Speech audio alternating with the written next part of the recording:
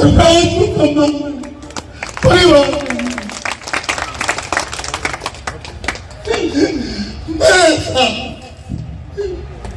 मैंने चप्पल क्या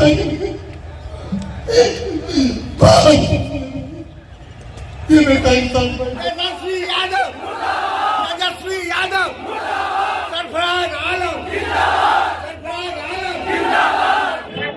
welcome to Seemanchal diary. Seemanchal diary में आपका स्वागत है। अभी हम लोग आए हुए थे यहाँ। सरफराज आलम ने एक जनसभा का आयोजन किया था ईद मिलन के उपलक्ष्य में। जैसा कि आपको पता है कि टिकट उनको नहीं दिया गया है, उनके छोटे भाई को दिया गया है, तो इससे काफ़ी वो नाराज़ दिखते हैं। और ख़ास बात ये देखने को मिली, लालू और तेजस्वी के खिलाफ भी नारे लगाए गए।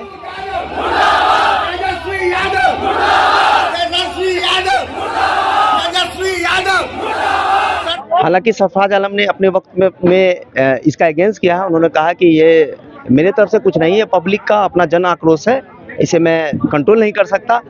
लेकिन और एक ख़ास बात ये देखने को मिली कि सरफराज आलम जो है अपने भाषणों में बहुत भावुक हो गए और रोने लगे। मेरे लिहाजे में हजूर नाम था,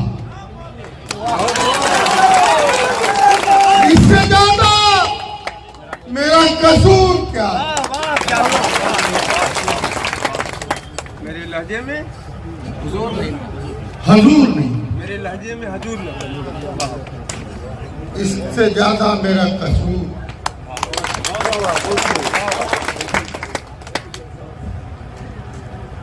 मेरे सियासत में, खून में और सियासत करना मेरा सगल बिल्कुल। जमीन बेचकर आपका बेटा सियासत करना या ना तो मेरी औलाद सियासी वरासत मरहूम मेरे वस्ताद तस्लीमुद्दीन साहब के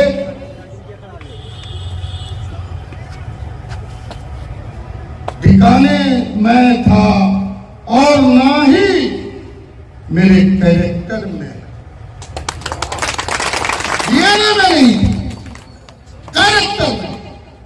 एक बात तो आप हो, मेरी मां तो आप हो, मेरा बाप तो बाप मरने के बाद आपने सरकार को संबंध में परिवार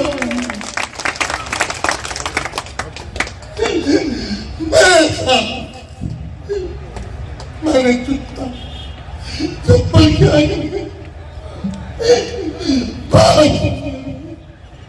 ये बेटा इंसान बैठे मरुआ में प्राण मेरे साथ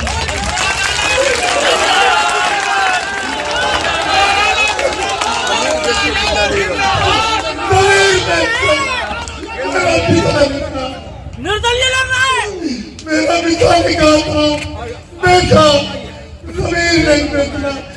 जब मुसीबत पड़े अपने मालिक के पास या चंद परिवार के पास पकड़िए, खींचे पीछे खींचे। आज अगर हमारा बाप आगे बढ़िए।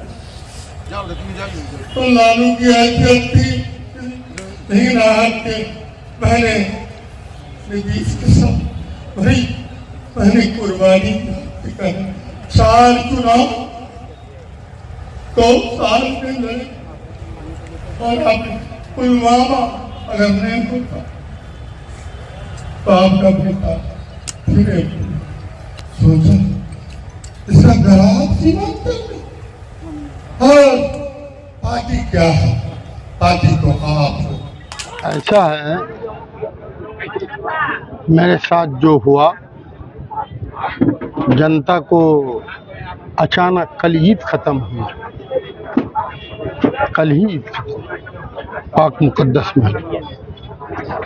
ये अचानक सीमांचल विकास मोर्चा ने ईद मिलन समारोह अचानक, लेकिन मैं सीमांचल के तमाम लोगों को नमन करता हूँ, सलाम करता हूँ। एक खबर में सीमांचल विकास मोर्चा के बैनर तले लोग पहुंच गए और आज सीमांचल ने कहा तुम्हारे अंदर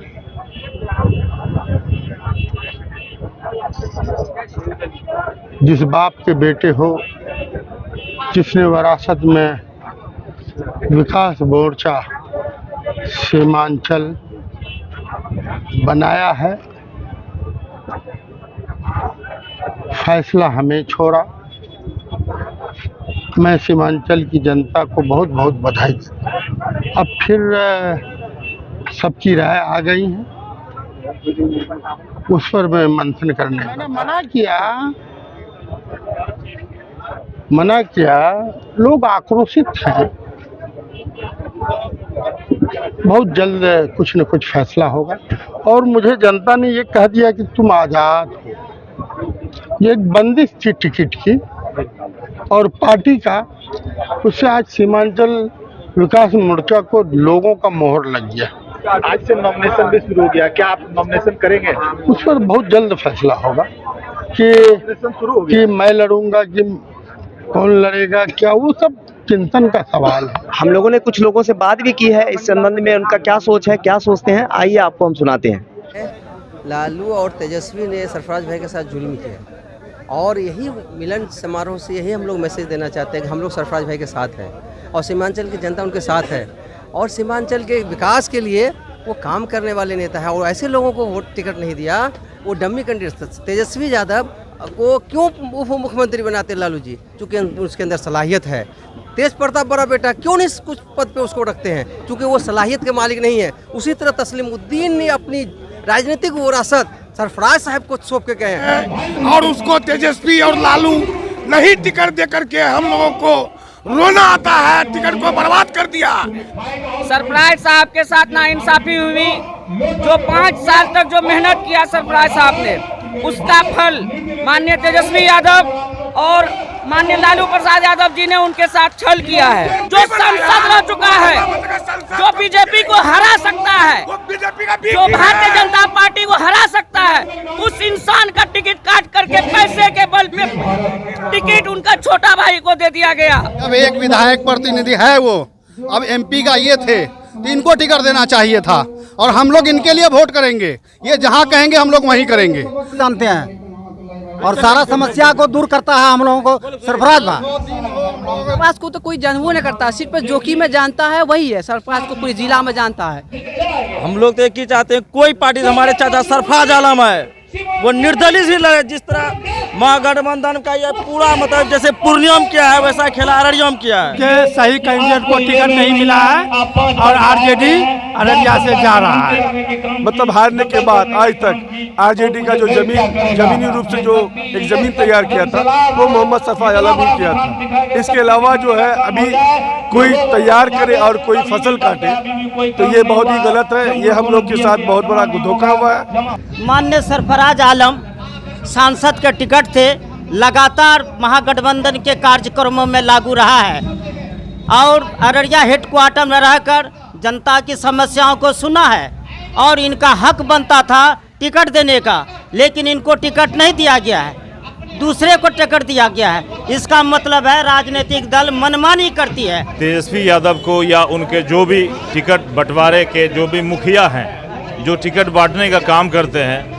उनको ये समझदारी नहीं थी कि सीमांचल का जो टिकट है लोकसभा का, उसके परमल दावेदार और सही दावेदार सरफराज आलम ही थे।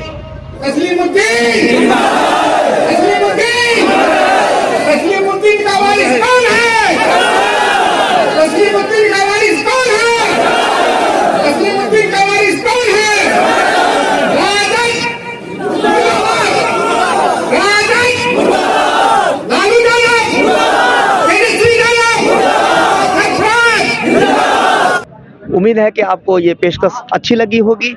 तो इसी तरह के कार्यक्रम को हम, अगर आप चाहते हैं कि इस तरह के कार्यक्रम को हम कर पाएँ, तो हमारे चैनल को सब्सक्राइब कीजिए और चैनल को फॉलो कीजिए। दीजिए इजाज़त इस वीडियो में।